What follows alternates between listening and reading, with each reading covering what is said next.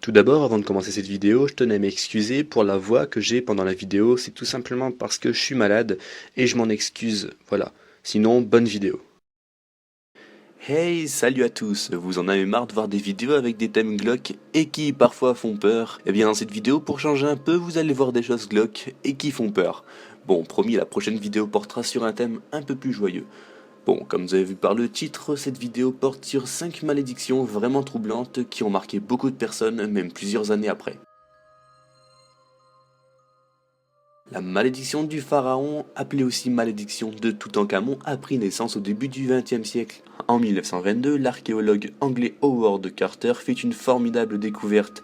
Il retrouve le tombeau intact du pharaon Toutankhamon. Ses ouvriers le préviennent qu'une malédiction est attachée à la sépulture. Peu de temps après, la presse annonce que les membres de l'expédition sont à tour de rôle frappés d'étranges maladies. Tout d'abord, à la découverte du tombeau, le canari fétiche de Carter se fait avaler par un cobra. Chose rarissime car à cette époque de l'année, les cobras sont rares en Égypte. Je vous dresse de suite un tableau des personnes qui sont décédées étrangement après cette découverte. Si vous voulez regarder plus en détail, je vous laisse cliquer sur pause, sinon je continue. Le premier fut Lord Carnarvon, qui décède à l'hôpital du Caire des suites d'une infection de piqûre de moustique. Au moment de sa mort, une coupure de courant survient et affecte toute la ville. Ensuite survient une succession de morts étranges, des personnes ayant un rapport avec la découverte aussi bien directement que indirectement. La famille Kennedy semble être frappée par une malédiction terrible. Assassinat, accident, suicide, overdose, la famille a tout connu et la liste est longue. Tout commence en 1944 avec Joseph Kennedy Jr., l'aîné des Kennedy, qui est tué au-dessus de la Manche alors qu'il pilotait un avion en effectuant volontairement une mission pendant la Seconde Guerre mondiale. En 1948, Kathleen Kennedy meurt dans un accident d'avion. En 1961, Joseph Kennedy est victime d'une attaque qui limitera ses mouvements et rendra difficile la communication avec les autres jusqu'à son décès en 1969. En 1963, Patrick Kennedy, le second fils de John et Jacqueline Kennedy, prématuré, meurt 2 jours après sa naissance. Le premier était mort-né. En 1963, John Kennedy est assassiné à Dallas. En 1968, Robert Kennedy est assassiné à Los Angeles. En 1969, Edward Kennedy effectue une sortie de route et sa passagère sera tuée. Cet incident brisera ses ambitions présidentielles. En 1973, Edward Kennedy est amputé du bras à cause d'un cancer. En 1973, Joseph Kennedy III est victime d'un accident de voiture qui laissera une de ses passagères paralysée à vie. En 1973, Alexander Onassis, le beau-fils de Jacqueline Kennedy, est tué lors d'un accident d'avion.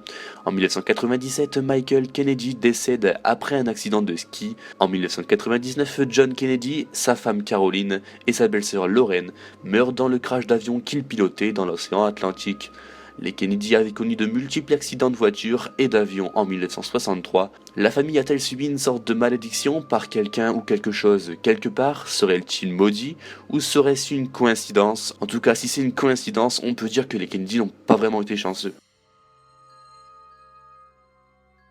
Le diamant nommé diamant de l'espoir fut volé par un prêtre hindou. Ce diamant ornait une déesse indienne vénérée. Ce prêtre fut torturé et tué. Le diamant refait alors surface en Europe en 1642 par le biais d'un contrebandier français qui finit par le vendre. Il finira dévoré par des chiens en Inde où il était retourné chercher une autre pierre précieuse. Le diamant arrive ensuite en possession de Louis XIV qui le retaille pour le faire passer de 112 à 67 carats. Cela n'aura rien changé à son maléfice. Nicolas Fouquet, le surintendant du roi, l'emprunta pour dîner. Il fut accusé de détournement de fonds et mourut en prison. La princesse de Lamballe le portait souvent et elle fut massacrée par la foule de Paris. Louis XIV, lui, mourut ruiné en ayant mis son pays à genoux financièrement. Louis XVI et Marie-Antoinette, qui héritent du joyau, finissent guillotinés. En 1830, Henry Thomas Hope, banquier américain, acquit le diamant pour 150 000 $ et lui donna son nom. Rapidement, il fut ruiné et l'un de ses petits-fils mourut également ruiné. Le dernier héritier, effrayé, se débarrassera du bijou maudit et le diamant passera entre diverses mains, entre autres dans celle de Jacques Collet qui se suicida et le prince russe Ivan Kanitovic qui fut assassiné. Le sultan turc Abdul Hamid l'achète à 400 000 $ en 1908 et l'offrit à sa maîtresse favorite. Peu de temps après, il fut renversé. Le propriétaire suivant lui aura eu moins de chance, Simon Montaride, peu après avoir pris possession du diamant funeste, mourut avec sa femme et sa fille dans un accident de voiture. Le diamant retraversera l'Atlantique dans les mains du financier Ned McLean. Le joyau de mauvaise réputation lui fut cédé pour 150 000 $. Peu de temps après, son fils Vincent se tuera dans un accident de voiture, puis sa fille décédera d'une overdose. Sa femme plongera dans l'héroïne à cause du chagrin et Ned finira ses jours dans un asile en 1947. Le diamant fit partie de l'héritage aux petits-enfants, dont la petite Evaline, qui avait 5 ans. 2 ans plus tard, la famille McLean finit par vendre la pierre à Harry Whiston, négociant les pierres précieuses, qui en fit don au Smithsonian Institute où il se trouve encore aujourd'hui. Malgré s'en être débarrassé, Evaline McLean sera retrouvée morte dans son appartement à Dallas en 1967. Elle avait 25 ans et les raisons de sa mort restent encore inconnues. En 1982, le film Poltergeist sort dans les salles et effraie le monde entier.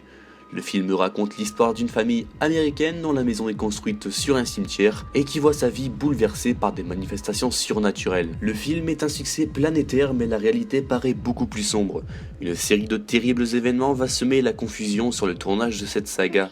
Dès le premier tour de manivelle, les acteurs sont plongés dans une ambiance plus que troublante. Mais la première tragédie se produit le 27 septembre 1982. L'actrice Dominique Dunne, qui a pour rôle la fille aînée de la famille, est retrouvée sauvagement assassinée par son compagnon.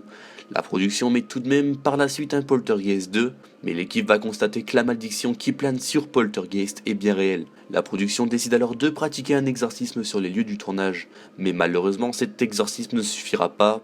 L'acteur Will Sampson décédera brutalement après le tournage. Puis Julian Beck, qui incarne le sinistre révérend Kane, meurt à son tour. Mais ça ne s'arrête pas là. En février 1988, l'héroïne de la saga, âgée seulement de 12 ans, meurt durant le tournage du 3e Poltergeist. Cette ultime tragédie met un terme définitif à la série de films. Petite anecdote, il paraît que de vrais squelettes aient été utilisés car ils étaient moins chers à l'achat que ceux en plastique. Au total, 4 des acteurs principaux disparaissent tragiquement et la malédiction reste encore aujourd'hui un grand mystère. Thomas Busby, né vers la fin des années 1600, est un homme comme vous et moi. Mais seulement en 1702, après s'être engueulé violemment avec son beau-frère, il finit par le tuer. Busby avait l'habitude de se reposer sur cette chaise.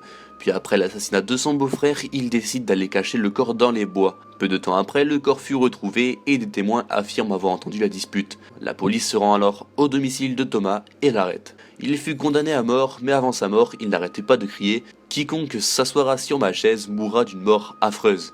Les gens se moquent presque de lui, mais voilà, peu de temps après, les gens affirment avoir vu son fantôme près de la potence où il est mort, ou encore plus surprenant, près de sa chaise. Au XVIIIe siècle, plusieurs décès sont survenus après cette malédiction. À la fin du XIXe siècle, un ramoneur et son ami plaisantaient sur cette malédiction et se sont assis sur la chaise. Maudit était-elle, les personnes furent retrouvées mortes le lendemain matin. Au XXe siècle, des pilotes de l'armée anglaise s'y sont assis. Ils ont trouvé la mort dans un accident de voiture où ils ont inexplicablement foncé dans un arbre. L'auberge où était cette chaise est devenue célèbre, mais la directrice a décidé de s'en séparer. Mais vous pouvez quand même admirer cette chaise dans un musée, elle est accrochée à 2 mètres du sol et il est formellement interdit d'aller s'y asseoir. Vous y croyez ou vous restez encore sceptique et vous pensez que tout cela n'est qu'une coïncidence? Quoi qu'il en soit, ces faits sont parfois bien flippants. Dites-moi en commentaire celle qui vous aura fait le plus flipper, même si certains me diront que ça fait pas peur. N'hésitez surtout pas à me proposer des idées de top en commentaire, si possible des tops qui n'ont jamais été faits sur YouTube. Cela me permettrait de m'aider à trouver de nouvelles idées, car je vous l'avoue, je commence à être à court d'idées. Voilà, cette vidéo touche à sa fin, j'espère qu'elle vous aura plu. Si c'est le cas, n'hésitez surtout pas à laisser un gros pouce bleu. Si ce n'est pas le cas, n'hésitez surtout pas à me le faire savoir aussi, cela permettrait de m'aider à faire de nouvelles vidéos de meilleure qualité. Moi je vous dis à la prochaine, d'ici là, portez-vous bien, ciao.